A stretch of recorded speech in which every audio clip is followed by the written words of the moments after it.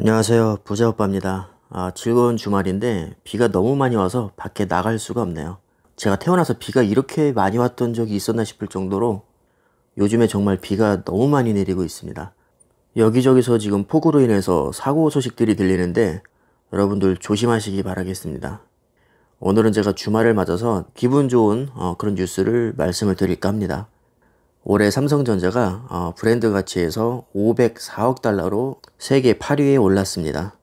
자, 아시아 기업 중에서는 유일하게 10위 안에 랭크가 되었습니다. 이 순위는 뭐 동네 구멍가게에서 한 게 아니고요. 미국 포브스에서 선정을 한 겁니다. 매년 선정을 하는데 2020년 기준으로는 삼성이 8위에 올랐습니다. 다들 예상하시겠지만 1위부터 7위까지는 죄다 미국입니다. 자, 삼성이 아무리 대단해도 이 미국 기업이 있는 한 세계 1위를 하기가 정말 쉽지 않습니다. 자, 그래도 미국을 제외하고는 1위이기 때문에 이것만 해도 정말 대단하다고 생각을 합니다. 지난 4년간의 순위를 보니까 2017년에 10위, 2018년에 7위, 2019년 7위, 그리고 2020년 8위를 차지하면서 꾸준하게 탑 10에 명단을 올렸습니다. 선정 기준을 보니까 매년 전 세계 200개의 기업의 3년간의 수익과 업계 위상, 자, 이런 것들을 바탕으로 해서 100대의 브랜드를 발표를 하고 있습니다. 애초에 200개 그룹 안에 드는 것도 어렵겠지만 그 세계적인 기업들 사이에서 세계 10위 안에 든다는 것은 이건 뭐 상상할 수 없을 정도로 엄청난 거죠. 특히 자동차 업계가 올해 들어서 완전히 나락의 길로 지금 떨어지고 있잖아요. 그래서 브랜드 가치에도 크게 타격을 입었습니다. 벤츠와 포드가 마이너스 14%였고요. BMW도 마이너스 13%입니다. 완성차 업계 중에서는 도요타가 11위로 가장 높은 순위를 차지했네요. 요즘에 중국 기업이 무섭게 치고 올라오고 있는데 사실은 들여다보면 별거 없습니다. 100위 안에 드는 기업이 화웨이가 유일한데 그나마 얘도 93위밖에 안 됩니다. 솔직히 말씀드리면 이 포브스가 미국의 미디어 기업이잖아요. 그래서 중국에게 점수를 짜게 준 것도 있는 것 같습니다. 왜냐면 요즘에 미중 무역 전쟁이 장난이 아니잖아요. 당연히 사람이 하는 일이기 때문에 이런 시국에서 중국에게 좋은 점수를 줬을 리가 없겠죠. 자, 그래서 이 점은 어느 정도 감안을 하고 보시면 되겠습니다. 포브스에서 선정한 100개 기업 중에서 미국 기업이 절반 이상을 차지했고요. 독일이 100개, 프랑스 9개, 일본이 6개, 스위스가 5개가 포함되어 있습니다. 자, 순위도 물론 중요하지만 지난해에 비해서 얼마나 많이 가치가 상승했느냐도 중요하겠죠. 브랜드 가치가 가장 많이 증가한 곳이 넷플릭스였는데 72%가 증가했습니다. 정말 대단하죠. 그 뒤를 이어서 샤넬이 42%, 아마존이 40%, 마이크로소프트가 30% 상승했습니다. 자, 반대로 가치가 가장 많이 떨어진 곳은 페이스북입니다. 얘는 21%나 감소했고요. 웰스파고 16%, 벤츠 14%, 포드가 14%, GE가 14% 감소했습니다. 브랜드 가치가 두 자릿수나 감소했다는 건 이거는 보통 일이 아니거든요. 자, 어찌됐든 포브스에서는 이렇게 보고 있다고 합니다. 1위부터 10위까지 정리를 해보면 1위는 다들 예상하실 겁니다. 애플이고요. 2위가 구글, 3위가 마이크로소프트, 4위 아마존, 5위 페이스북. 21% 감소했는데 5위예요. 미쳤죠 진짜. 그 다음에 6위가 코카콜라, 7위 디즈니, 8위가 삼성전자.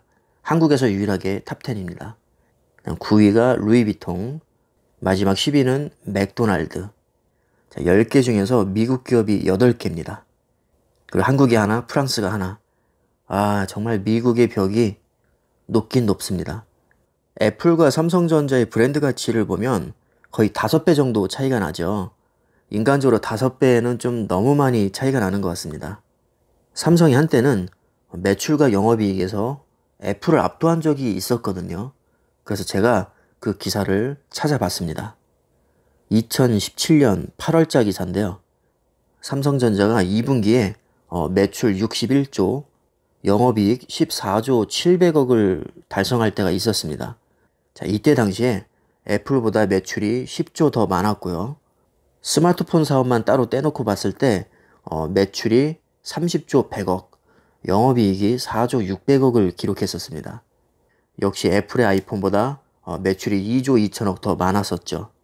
자, 물론 이때는 반도체가 슈퍼 호황기였습니다. 자, 지금은 이때에 비하면 굉장히 많이 떨어진 상태예요. 이때 당시에 정말 난리가 났었는데, 자, 결론은 삼성전자가 한때는 세계 최고 기업인 애플의 실적을 뛰어넘었던 적이 있었다는 겁니다. 자, 그만큼 삼성이 규모가 크고 세계적인 기업이라는 것을 인정을 안 할 수가 없습니다. 하지만 과거의 영광에 취해서는 안 되겠죠. 현재 시점에서는 애플이 훨씬 더 잘 나가고 있습니다. 자, 이것을 인정을 해야 될 것 같고요. 어떤 기업이든지 이렇게 사이클이 있습니다. 최근 주가의 흐름을 보면 애플이 삼성보다 훨씬 더 잘 나가고 있죠.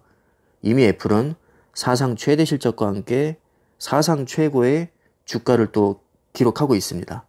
반면에 삼성은 지금 시총이 계속 지지부진하고 있어요. 올랐다 떨어졌다 올랐다 떨어졌다 이렇게 확 치고 나가진 못하는데 이게 양상이 언제 또 바뀔지 모릅니다. 아마 삼성에 투자하시는 분들은 미래의 가치를 믿고 지금 부지런히 담고 계시겠죠. 저 또한 그런 생각으로 지금 부지런히 모으고 있는데 삼성이 무조건 대박 난다는 보장은 당연히 없습니다. 그냥 그렇게 믿고 하는 거죠. 최근에 삼성도 좋은 소식이 여러 개 들리고 있죠. 인텔에서 7나노 공정을 포기하면서 삼성에게 파운드리 물량을 줄 가능성이 지금 아주 높은 상태고요. 그리고 AMD에서도 삼성에게 파운드리 물량을 줄 가능성이 지금 거론이 되고 있습니다. 원래 AMD는 TSMC에 거의 몰빵을 하는데 인텔이 주춤하면서 AMD의 CPU 점유율이 많이 올라갔거든요. 지금도 인기가 아주 치솟고 있습니다. 더구나 라이젠 4세대가 지금 출시가 예정이 되어 있기 때문에 공급 물량이 굉장히 딸린다는 얘기가 있습니다. 그런데 TSMC의 수주 물량이 지금 거의 포화 상태이기 때문에 7나노 공정을 소화할 수 있는 유일한 대안이 바로 삼성전자거든요.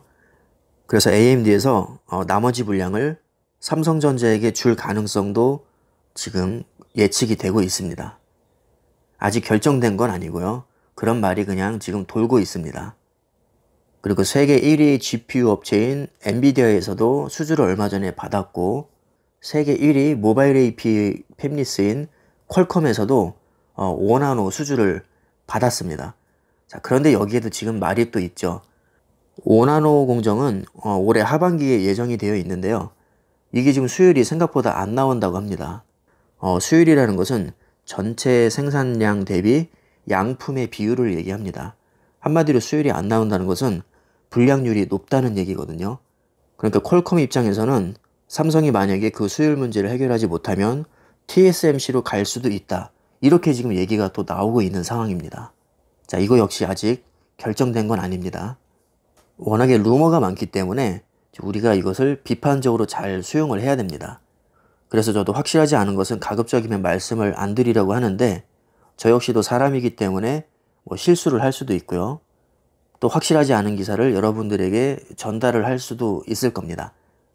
그래서 제 얘기를 너무 100% 믿지는 마시고 참고하시되 여러분들이 나름대로 또 검색을 해보시면 많은 도움이 되실 겁니다. 오늘은 즐거운 주말이니까요. 여러분들 편하게 쉬시고 또 즐거운 시간 보내시기 바라겠습니다. 오늘 영상은 여기까지 하겠습니다. 감사합니다.